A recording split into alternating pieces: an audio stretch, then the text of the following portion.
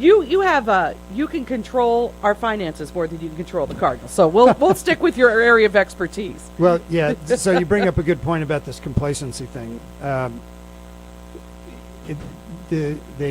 can't believe what happened. Has turned into, I'm doing pretty good when people come in the office and they're getting back to even, as you say. I'm back to even after 8 years. Woohoo! Yeah.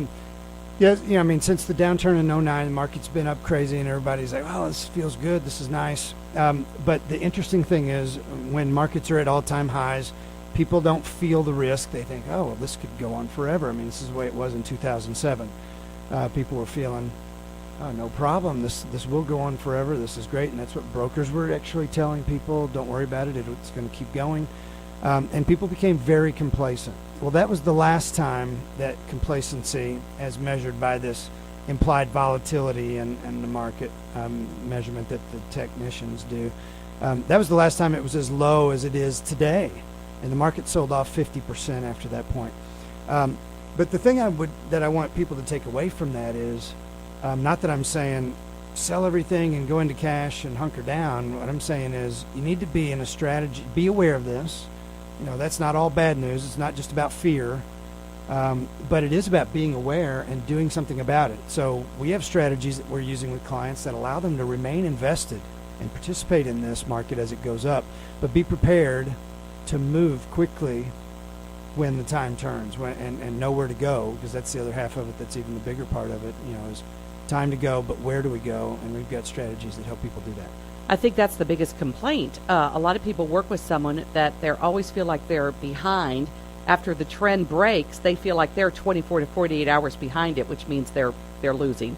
Or they feel like, well, okay, we know we got to get out of this, but where do we go? It's kind of like out of the frying pan into the fire. You better have a lifeboat. I mean, you can't just abandon ship. You've got to have some place to go, or you're going to be afloat in a drift. Hey, what a great analogy I just made there. Yeah. So you've got the lifeboats, and you don't just have one life raft. You've got a whole bunch of them positioned around.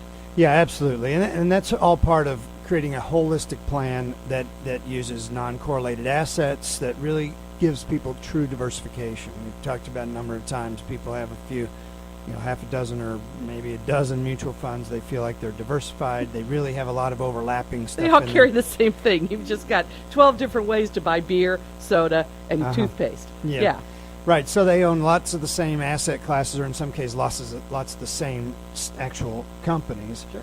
And we've talked a number of times on the show on Saturday about the difference between owning shares of the company and owning the company. I mean, if you look at the S&P 500 companies going back to 1957 when the S&P 500 index was created, and if you could own actually all those companies, if somebody could buy all that and just own the companies, you never lost a penny. Those companies have made money as an aggregate every year since 1957. Yet investors in their stock have lost big many times.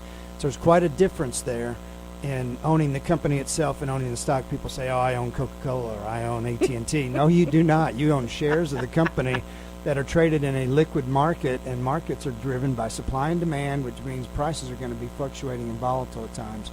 And so there's a big distinction that needs to be made there. And a lot of times people give up that one benefit they have, and that's liquidity. Because if you own Coke, you can't just flip it and sell it that day. It takes a while.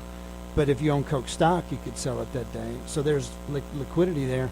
People give up that benefit, though, in this buy and hold mentality, and hold it through all cycles. Not to say that Coke or AT&T or Apple's not good to own at times, right, but not at all times, I don't think. I have a lot of liquidity. I have a Diet Mountain Dew in my refrigerator, and I can say proudly I own Diet Mountain Dew, at least 24 cans of it. But that's not the kind of investment that you're probably going to say is going to take me into my retirement years. Exactly. So, folks, we need to talk about your complacency, damn it. Get over it. And we need to get you to call Kennedy Wealth Group, 721 North 24th Street. Here's the number, 221-1300. Invest 30 to 60 minutes with Jeff Kennedy. He'll sit down. He'll talk about what you've already got, look over your strategy. If he likes what you're doing, he'll say, hey, stick with that. That's pretty good.